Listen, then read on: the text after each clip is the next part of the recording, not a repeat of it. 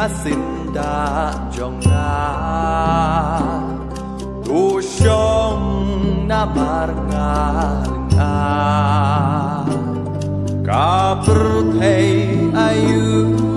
berthei singi ayu kani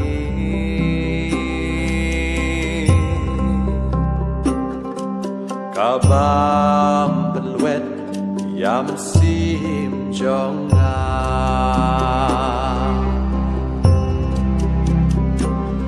ablay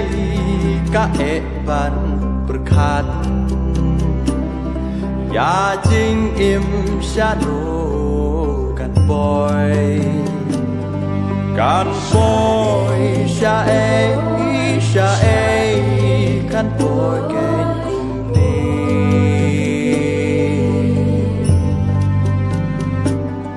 tu ya tu si ya nga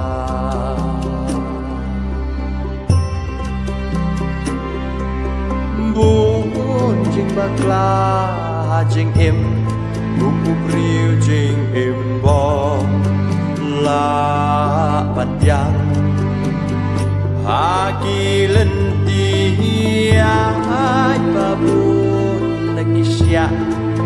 batarya sin balang buồn chinh bạc la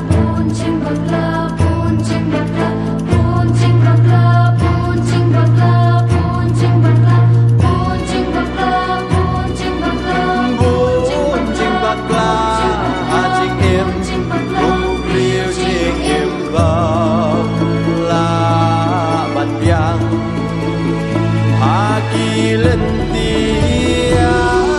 ba buồn nakisya batarya sin balang buồn chinh bạc la chinh em phụng một riêu chinh em bom la ban biang kỳ lên tia ba buồn nakisya batarya sin bata ablay rap lem yang